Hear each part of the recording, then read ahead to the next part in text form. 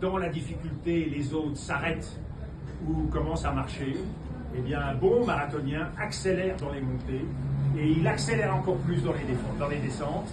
Et c'est comme ça qu'on fait la différence. Il faut surprendre. N'oubliez pas, ça tient en un mot, tout ce que j'ai appris moi de la politique. La politique doit être capable de jouer de la surprise. On ne nous attend pas. Aujourd'hui, on est en train de créer beaucoup d'étonnements. Si je compte, ne serait-ce que ceux qui aujourd'hui font partie de la France humaniste, nous avons réussi en quelques jours à faire mieux que beaucoup de très vieux partis. Eh bien, cette surprise, c'est tous les jours. La surprise, c'est tous les jours. C'est la question que nous devons nous poser. Comment faire encore mieux? Comment surprendre?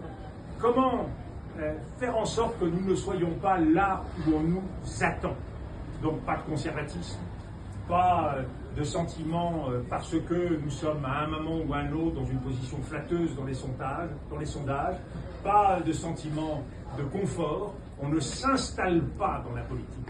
On garde au fond du cœur le sentiment que tout reste à faire jusqu'au dernier moment. Et malheureusement, vous le savez, en politique, il y a une règle. Il y a un défaut que notre pays a. C'est que la politique, pour la plupart des hommes et des femmes politiques, c'est d'abord l'expérience de la conquête du pouvoir. Et parfois même, certains poussent la conviction de cet exercice jusqu'à considérer que 2, 3 jours, 4 jours avant, eh bien, tout est joué. Mon sentiment, c'est que nous avons à renouer avec une vieille tradition, où l'enjeu, bien sûr, c'est de conquérir le pouvoir, mais l'enjeu, c'est de bien l'exercer.